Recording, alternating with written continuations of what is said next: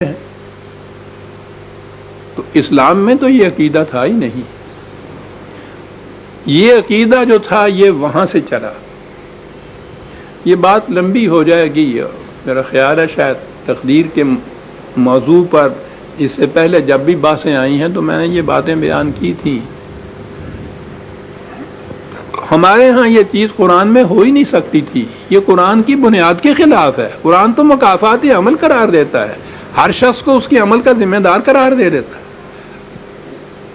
لیکن یہ چیزیں جو تھیں وہ ادھر سے ہیں. اب وہ ایک رات جس میں فیصلہ ہونا ہے سب کچھ، آپ کے ہاں کیسے آئے؟ یہ عباسیوں کے زمانے میں ان کے وزیر بھی اور بڑے بڑے دانشور بھی برامکا کہلاتے تھے. ایران کے مجوسیوں کے ہاں کے معبد جو تھے، ان کے ہاں کے شریعت والے، مذہب والے، ان کے ہاں بڑے بڑے عہدوں پہ لوگ جو تھے یہ تھے برامکا. یہ مسلمان ہوئے اور یہ آئے اور یہ عباسیوں کے زمانے میں انہوں نے اتنا عروج حاصل کیا کہ گویا سلطنت کی زمام اور لگام ان کے ہی ہاتھ میں تھی. اور تمام عقائد، نظریات، خیالات سارے ان لوگوں نے پھیلائے یہاں آنے کے بعد. اب وہ جو رات وہاں اپنے ہاں مناتے تھے جس میں یہ سارے فیصلے ہونے تھے، وہ رات آپ کے ہاں بھی انٹروڈیوس ہوئی، وہ جسے آپ شب برات کہتے ہیں.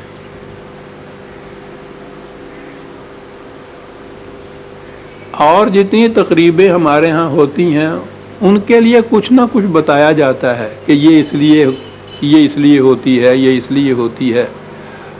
شب برات کے متعلق کچھ نہیں بتایا جاتا. یہی ہوتا ہے کہ اس میں عبادت کی جاتی ہے. حضور نوافل پڑھتے تھے، باہر قبرستان میں نکل جاتے تھے. یعنی یہ نہیں کہ یہ پرٹیکولر رات جو ہے خاص، یہ خاص رات اس کے لیے کیوں مخصوص ہوئی، کیا بات تھی اس کے اندر، کچھ نہیں بتایا جاتا. منائی جاتی ہے اتنے زور شور سے، یعنی حلوے کے زور پر. اب تو شاید پکتا بھی نہیں ہے. اتنا اہم تہوار ہے آپ کے ہاں، آپ دیکھ رہے ہیں. یہ وہ رات ہے مجوسیوں کی. برات کے تو معنی تقدیر کے یا قسمت کے ہوتے ہیں فارسی زبان میں. شب برات تقدیر اور قسمت تک کے بانٹنے کی رات، فیصلہ کرنے کی رات. یہ آپ کے ہاں یہ آئی شب برات بن کے. اور شب برات کے متعلق یہ عقیدہ ہے نا کہ اس رات کو یہ پھر فیصلے ہوتے ہیں، وہی جو ان کے ہاں اس رات کے متعلق تھا عقیدہ. اب یہ عقیدہ بھی آ گیا، شب برات بھی آ گئی آپ کے ہاں.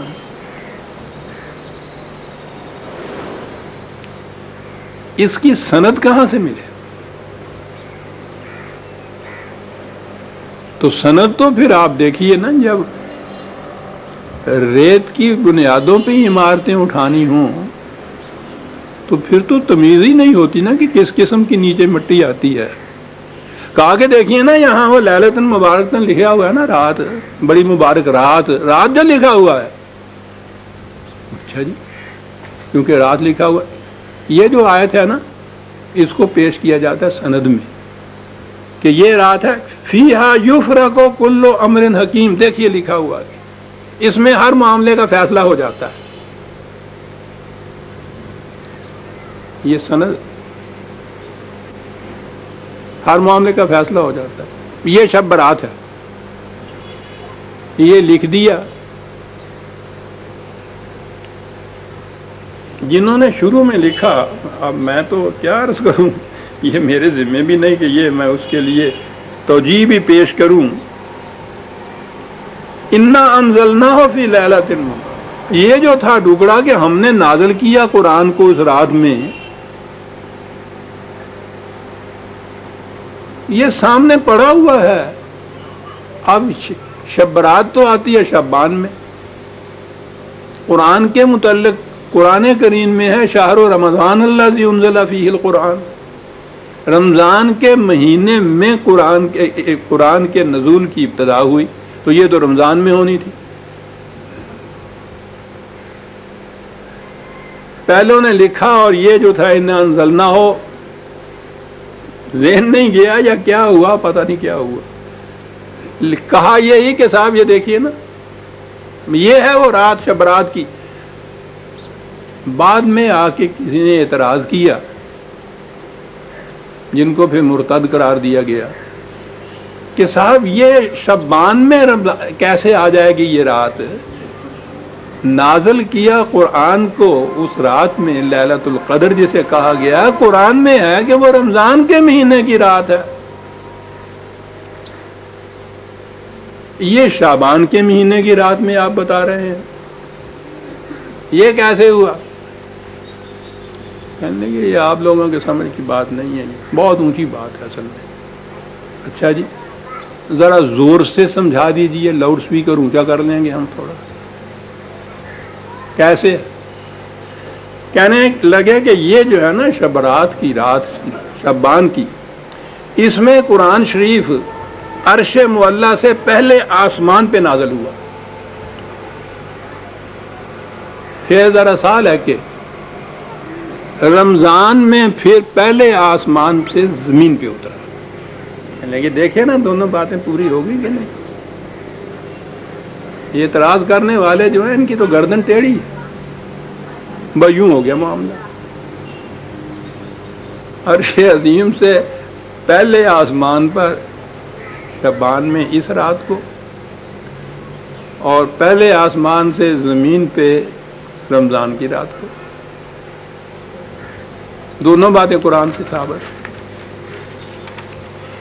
غور فرمایا کہ وہ ایک عقیدہ ہے تقدیر جو تھا اور اس تقدیر کے فیصلے کرنے کی رات جو تھی وہ رات نوروز کی جو مجوسیوں کی رات تھی وہ رات برامکا نے آپ کے ہاں انٹروڈیوس کی برات. یہ شب برات جسے کہتے ہیں مجوسی آتش پرست تھے نا. یہ جو آتش بازی چلاتے ہیں نا یہ اسی سنت کی پیروی ہے آگ کی.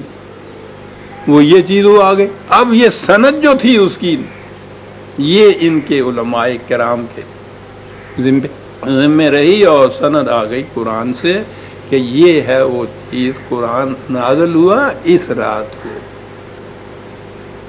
اور پھر یہ جب اعتراض ہوا تو جواب دے دیا گیا کہ وہ نازل ہوا عرش عظیم سے آسمان اول پہ اور اس کے بعد رمضان میں نازل ہوا آسمان اول سے اس زمین پر جو کچھ بھی ہوا تھا. پہلا آسمان دوسرا آسمان تیسرا آسمان وہ تو ان کے نزدیک یہ جو ہے نا اوپر آپ کو حد نگاہ نظر آتا یہ پہلا آسمان شیشے کا ڈال ہے. اس کے اندر تارے جن کو کہتے ہیں نا آپ وہ ہیرے موتی لال جڑے ہوئے ہیں ایک آسمان. پھر اس کے بعد اس کے اور اگلے آسمان میں 500 وہ میل کا فاصلہ. پھر اس کے بعد دوسرا آسمان پھر تیسرا 7 آسمان. 7 آسمان کے اوپر ایک سمندر میں پہاڑی بکرے ان بکروں کے سینگوں کے اوپر عرش الہی. یہ ہے نا ساری تقسیم آپ کے ہاں کی. تو یوں آسمان اول اور عرش جو ہے اس طرح سے آتا ہے سب کچھ.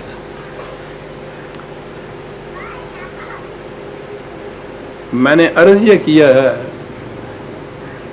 کہ قرآن کریم نے یہ کہا یہ ہے کہ قرآن کو ایسی ڈارک ایجز میں نازل کیا جہاں روشنی کی کوئی کرن نہیں تھی. اس میں اقدار خداوندی ملی مطلق ایبسلیوٹ ٹروتھ کی ویلیوز ملی جنہیں کوئی بدل نہیں سکتا. اس اعتبار سے یہ رات لیلۃ القدر بھی ہوئی لیلۃ مبارکۃ بھی ہوئی. انا کننا منذرین مقصد بھی بتا دیا کہ کاہے کے لیے یہ اقدار دے دی گئی کیوں فرق کیا گیا غلط اور صحیح میں تاکہ بعد میں یہ نہ کہیں صاحب ہمیں بتایا ہی نہیں گیا کہ یہ غلط تھا تو ہم اس سے مجتنب کس طرح سے رہ سکتے تھے. بتا تو دیا ہوتا انا کننا منذرین فیہا یفرق کل امر حکیم. یہ فرق کرنے والی بات خود قرآن کریم کو فرقان کہا ہے قرآن